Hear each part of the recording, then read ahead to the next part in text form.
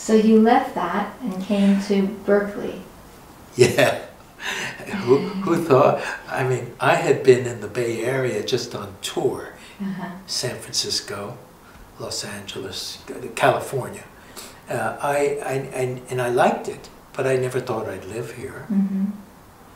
Victor came from here by way of, I think, Utah. I think he was born in Utah, but he ended up, his mother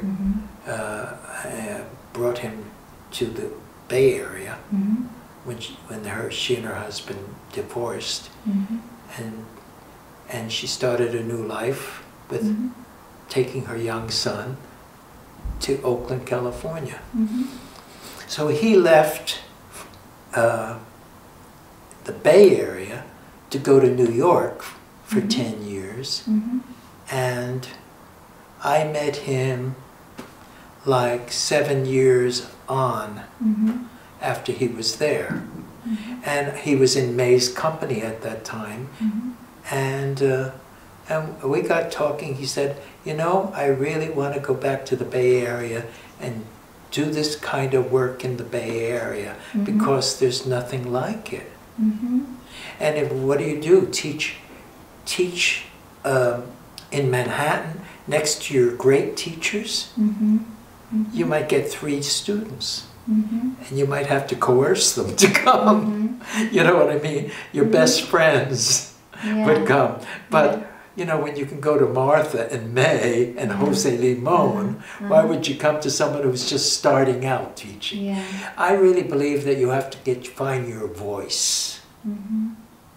And finding your voice and finding your own expression, so that you're not just a carbon copy of some other way of doing things. You find your way of your uniqueness. And that sometimes is like cutting the apron strings, you know, going off, testing yourself. And that's exactly what it was. It was testing yourself. Did you find a space for you and Victor to develop? Victor's teacher, Dorothy Pring, who was a ballet teacher, who taught also Sally Streets and a lot of people, some people from New York. She was with New York City Ballet and that when she was younger, Sally Streets. But Dorothy Pring was a teacher in Berkeley, and Victor had gone to her prior to going to New York. She found the location. She said, you guys should find a place right around the East Bay instead of San Francisco, because, you know, I think you have something special to offer. She was very interesting for an old world ballet teacher. You know, the kind that teaches with a big stick. She was quite an amazing woman, and she said she just was very trusting. She was usually not open to other teachers and other styles, but she was very supportive to Victor and I. She found us the location. She said, I know a studio that is above a liquor store on College Avenue and Alcatraz, and the woman only uses it seldom, you know, a few nights a week, maybe 2 nights a week. And she took us to the neighborhood. We looked, and we somehow, the landlord let us go up and take a look at it, and we got the name of the teacher. She was a lovely woman, Mrs. Kehoe. I forget her first name, but she was a lovely woman. She, like 5 months later, was killed in an automobile accident, coming from Tahoe back home. And it was a shock to all her students, and she had mostly children's and young adults classes, all in classical ballet. But she was so supportive. She said, when we met her, she said, "Oh, I only use it a few nights a week. You know, please use it." And we started teaching. And I'm talking a handful of people. Like.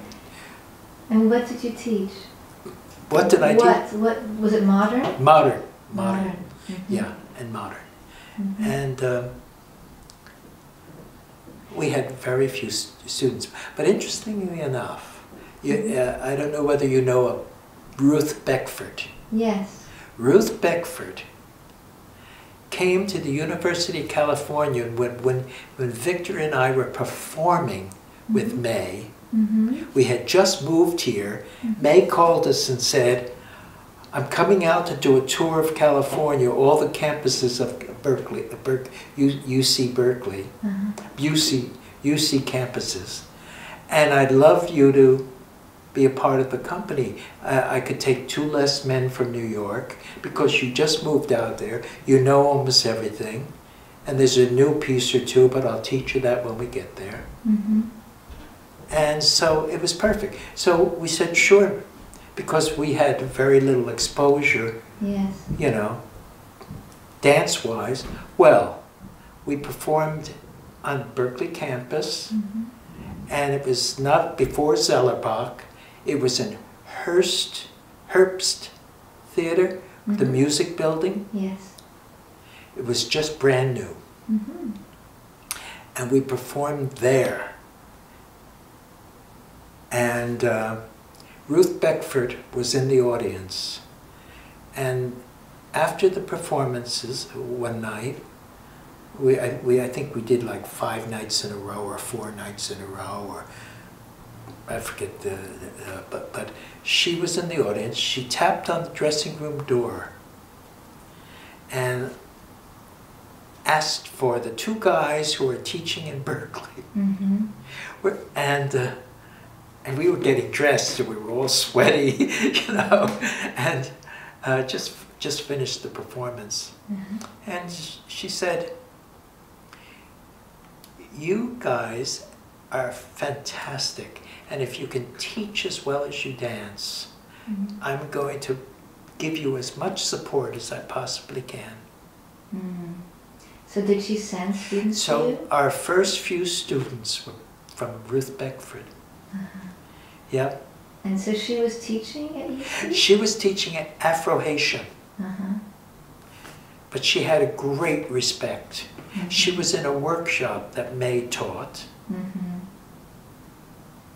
And no, she was in the audience, but some of her students were in that workshop. And she came to see them, and she saw us, you know. Yeah. Because May's company was featured, and they some of the people in the workshop augmented.